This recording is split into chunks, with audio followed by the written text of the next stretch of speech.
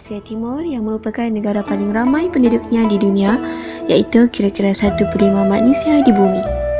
Sejak pembaharuan ekonomi berasaskan pasaran diperkenalkan pada tahun 1978, China telah menjadi sebuah ekonomi utama yang paling pesat membangun. Ia merupakan pengeksport terbesar dan pengimport kedua terbesar untuk segala barang dagangan.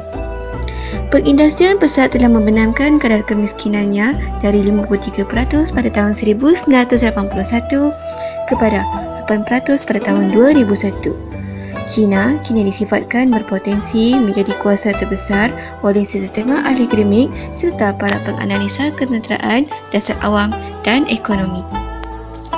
Walau bagaimanapun, beberapa masalah telah menjadi penghalang kepada pembangunan negara.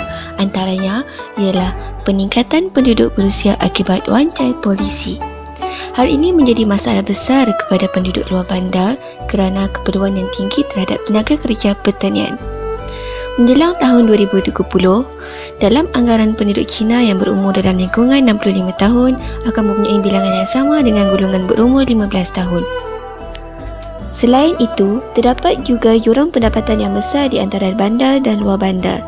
Menurut kajian di negeri China, didapati sebanyak 72% daripada isi rumah luar bandar mempunyai pendapatan bukan pertanian. Masalah lain yang menjadi penghalang kepada pembangunan negara China ialah akibat pencemaran alam sekitar. Bilangan kematian di China dianggarkan pada 760,000 orang setahun akibat pencemaran udara dan air.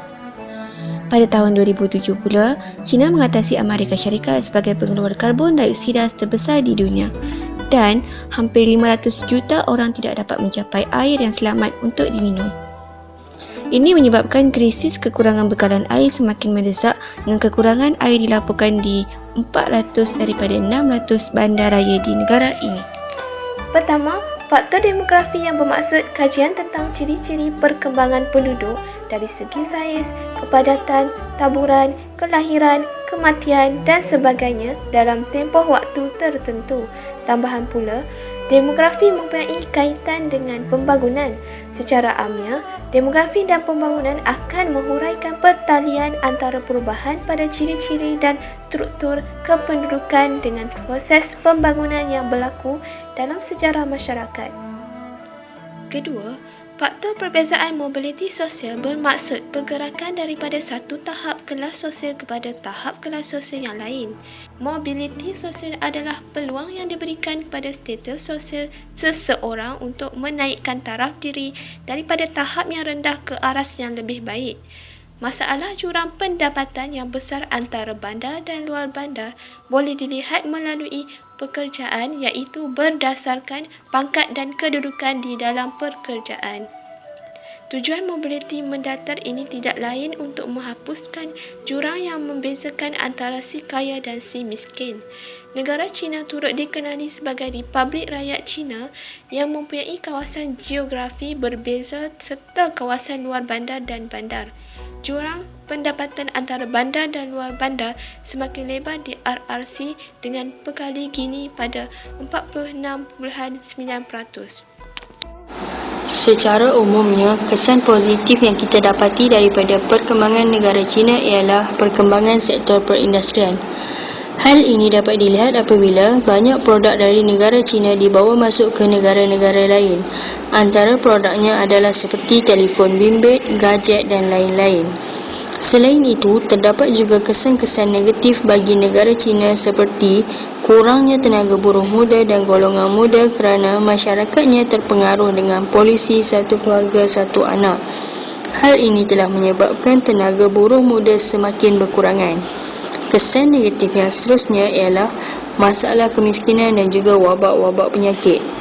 Langkah-langkah mengatasi masalah ini ialah dengan menggalakkan kelahiran lebih ramai bayi dan menghapuskan polisi satu keluarga satu anak. Langkah yang seterusnya ialah dengan membantu golongan-golongan luar bandar mendapat pekerjaan di samping mengadakan kempen menjaga alam sekitar.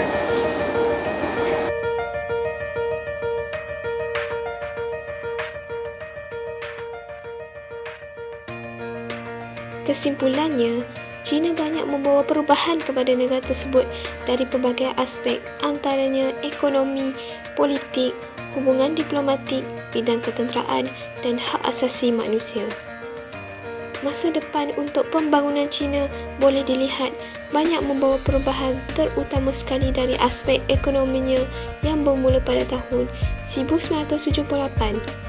China telah menjadi sebuah ekonomi utama yang paling cepat bertumbuh di dunia dan ketiga terbesar, pengeksport terbesar serta pengimport kedua terbesar untuk segala barang dagangan. Pengindustrian pesat telah membenamkan kadar kemiskinannya dari 53% pada tahun 1981 kepada 8% pada tahun 2001. China ialah sebuah negara bersenjata nuklear yang diiktiraf dan juga bala tentera tetap terbesar di dunia dengan belanjawan pertahanan kedua termahal. Oleh itu, China disifatkan berpotensi menjadi kuasa terbesar oleh sesetengah ahli akademik serta para penganalisa ketenteraan, dasar awam dan ekonomi. Perkara yang telah membuat pembaharuan dan bakal siap sepenuhnya oleh negara tembok besar China ini, iaitu membina sistem jalan raya yang terbesar di dunia dengan lebih 65,000 kilometer diselesaikan dalam tempoh 25 tahun. Projek itu adalah inisiatif infrastruktur terbesar dalam sejarah dunia dan akan lengkap sekitar tahun 2020.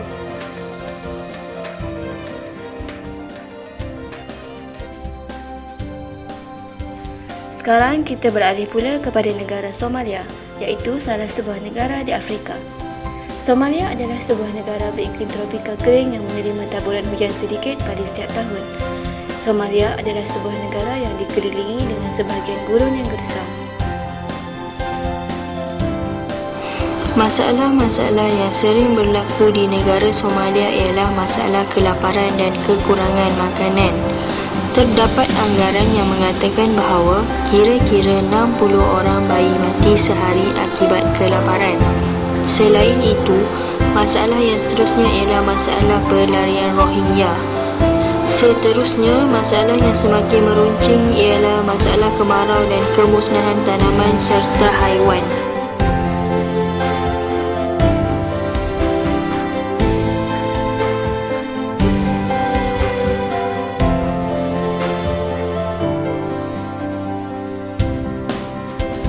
Faktor-faktor yang berlakunya masalah ini ialah faktor kemarau yang berpanjangan.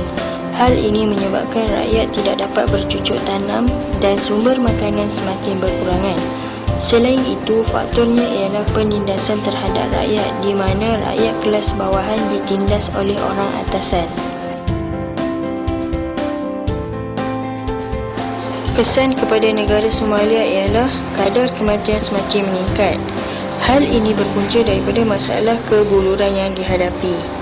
Kesan yang seterusnya ialah kualiti hidup tidak tercapai akibat daripada faktor kemiskinan.